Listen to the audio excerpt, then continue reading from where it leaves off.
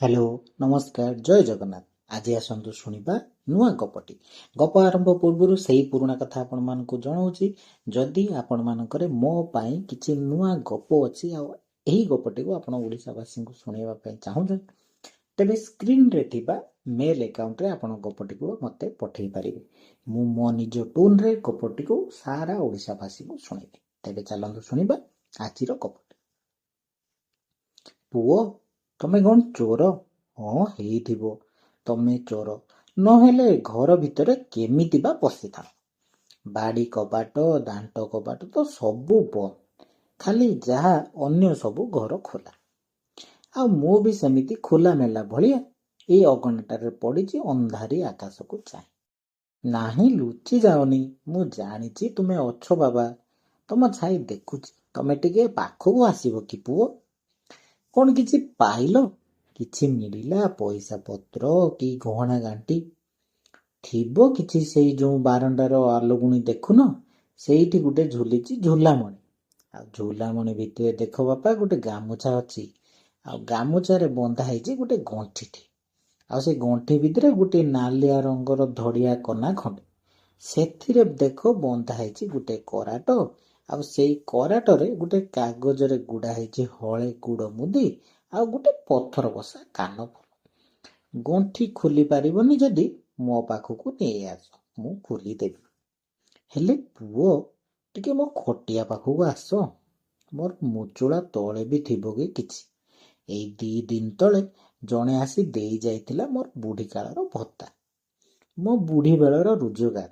ତମେ ଚାହିଁଲେ ନେଇପାର। ମୁଁ ବା ଆଉ କେତେ ଦିନ, ଆଜି କି କାଲି? ଘଣ୍ଟି ତ ବାଜିଲାଣି, ମତେ ବା ଅସରରୀ ମାନେ ଦେଖାଦେଲେଣି, ଚମ ବାହାରି ଗଲାଣି ମୋର।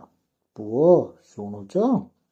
ତମେ ଯେଉଁଥିପାଇଁ ଆସିଥାଅ ପଛେ, ତମ ପାଦ ଶବ୍ଦ ଶୁଣି ମତେ ଟିକେ ଆଶ୍ୱସ୍ତି ଲାଗିଲା।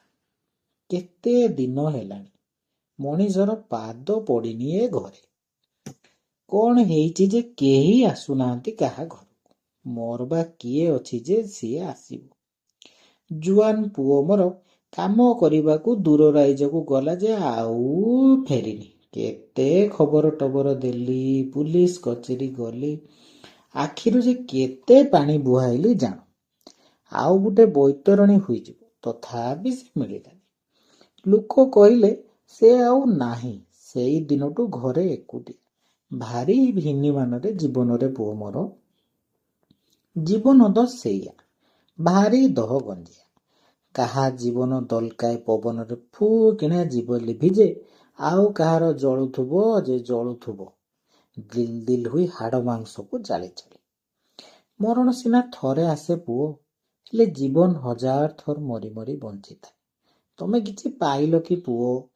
କିଛି ନଥିଲେ ତୁରାଣୀ ମନ୍ଦେ ଥିବ, ଦରପୋଡ଼ା କାଠ ଉପରେ ଜହ୍ନ ଆଲୁଅଟେ ବି ଥିବ। ତମେ ପୁଅ କିଛି ଖାଇଛ ନା ନାହିଁ? ମୁଁ ଜାଣୁଛି ତମେ ସେଇ ଆଲମିରା ଉପର ଟିଣ ବାକ୍ସଟିକୁ ଖୋଲିବାକୁ ଚାହୁଁଛ। ଆଣ, ସେଇଟିକୁ ଧରି ଏଠିକୁ ଆସ। କଥା କ'ଣ କି ପୁଅ? ଏଇ ତ କହୁଥିଲି ନା, ଜୀବନର କଥା। ବଞ୍ଚିବାକୁ ହେଲେ କେତେ ଗୁଟେଇ ପୁଟେଇ ସାଇତି ସୁଇତି ବଞ୍ଚିବାକୁ ହୁଏ। ଏଇ ଯେମିତି ଆଜି ଜହ୍ନିଟିଏ କି କାଲି ଛତୁଟି, କାଲି କଳମ ଶାଗ କି ସୁନସୁନି। ସେମିତି ମରିବା ପରର କାର୍ଯ୍ୟ ପାଇଁ ବି କୋଉ ଅଭାଗିଆ ମାନଙ୍କୁ ଜିନିଷ ସାଇତ କରିବାକୁ ପଡ଼େ। ମୁଁ ସେମିତି ଗୋଟେ ମଲା ଭାଗ୍ୟ ମାଇପଟିଏ ପୁଅ। ବଞ୍ଚିଛି ସିନା, କୋଉ କୋଳ ମରିଯାଇଛି ମୋ ଭାଗ୍ୟ। ହେଲେ ମରିବି ତ ମୁଁ ଦିନେ। ମୋ ମଡ଼ାକୁ ଆଉ ଯେମିତି ହିନିମାନିଆ ଭାଗ୍ୟ ନ ମିଳେ। ମଡ଼ାକୁ ହେଲେ ତାର ପ୍ରାପ୍ୟ ଟିକିଏ ମିଳୁ, ସେଇଥିପାଇଁ ସାଇତି ରଖିଛି ସବୁ। ସେଇ ଯୋଉ ଟ୍ରଙ୍କ ଦେଖୁଛ ବାବା, ତା ଭିତରେ ଅଛି ଗୋଟେ ନୂଆ ଶାଢ଼ୀ। ଗଲାବେଳକୁ ପଡ଼ିବ ମୋ ଏଇ ମଡ଼ା ଦେହରେ। ଦାହା କାର୍ଯ୍ୟ ପାଇଁ ଅଛି କିଛି ଟଙ୍କା। ମାଳ ଭାଇମାନଙ୍କ ପାଇଁ ମୁଁ କିଛି ନୂଆ ଗାମଛା ରଖିଛି ରେ। ବାଡ଼ି ପଟେ ଅଛି ବାଉଁଶ ଆଉ ନଡ଼ା, ଖରାରେ ଦେଇ ଶୁଖେଇ ରଖିଛି। ଆଉ ଚଉରା ପଛପଟେ ଅଛି ଗୋଟେ ନାରାୟଣ ପାଇ ଯାଇଥିବା ତୁଳସୀ ଗଛ। ଖାଲି ଡାଙ୍ଗଟେ କୁକେଇ ଉପରେ ରଖିବା ପାଇଁ ଦରକାର ହବ ବୋଲି ରଖିଛି କୋଉ କାଳୁ ଗଙ୍ଗା ପାଣି ବି ଅଛି ପୁଅ। ସେତିକି ଧରି ଏଠି ପଡ଼ିଯାଇଛି। କିନ୍ତୁ ଏତେ ସବୁ ଯୋଗାଡ଼ କରିଦେଲି ସିନା ଯିବ ଛାଡ଼ିବ ହେଲାଣି ସିନା ମନ ଘାଣ୍ଟି ହବା ସରୁନି। ପାଟିରେ ଗଙ୍ଗା ପାଣି ଟିକେ କିଏ ଦେବ, ମୁହଁରେ ନିଆଁ ଦବ କିଏ, ଏଇଆ କଥା ଭାବି ଭାବି ମୁଁ ମରି ବି ପାରୁନି। ଆଖିଟା ଅଚଳ ହୋଇ ଖାଲି ଚାହିଁ ରହିଛି ଯା ଆକାଶକୁ। ତମେ ଯିଏ ହୁଅ ପୁଅ, ଚୋର ହୁଅ କି ଡକାୟତ ହୁଅ କି ତସ୍କର ହୁଅ, ମତେ ଗୋଟେ ମଣିଷର ହାତ ମିଳିଯାଇଛି, ସେତିକି ମୋ ପାଇଁ ବହୁତ ଯଥେଷ୍ଟ। ମୋ କଥା ଟିକେ ଶୁଣିବ କି ଚୋର ପୁଅ? ମୋ ମଡ଼ାକୁ ଟିକେ ଦୟା କରିବ, ଯେମିତି ବାସି ନ ହୁଏ, ନହେଲେ ମୁଁ ମୁକ୍ତି ପାଇବି। ଜୀବନ ସାରା ତ ଯେତେ କଷ୍ଟ ପାଇଲି ପାଇଲି, ଆଉ ମଲା ବେଳେ ମତେ କଣ କଷ୍ଟ ଦବ? ତମେ କିଛି ପାଇଲ ପୁଅ? କିଛି ନହେଲେ ନାହିଁ, ମୋ ନାକରେ ନାକ ଗୁଣାଟା ତ ଅଛି। ମୁଁ ମଡ଼ା ହୋଇଗଲେ ସେଇଟା ତମର। ମୁଁ ଚଣ୍ଡାଳୁଣୀ ଖାଲି ମୋ ନିଜ କଥା କହି ଚାଲିଛି ଚୋର ପୁଅର ମ। ତମେ କିଛି ଖାଇଛ? ଯାଅ ରନ୍ଧା ଘରକୁ ଯାଅ, ତୋରାଣୀ ମୁନ୍ଦେ ଥିବ। ଚୋରଟି କାଠ ଖୁମ୍ବଟେ ପରି ଠିଆ ହୋଇ ରହିଥିଲା। ନା ପାଚେରୀ ଡେଇଁ ପଳେଇ ପାରୁଥିଲା, ନା ବୁଢ଼ୀର ଖଟିଆ ପାଖକୁ ଯାଇପାରୁଥିଲା।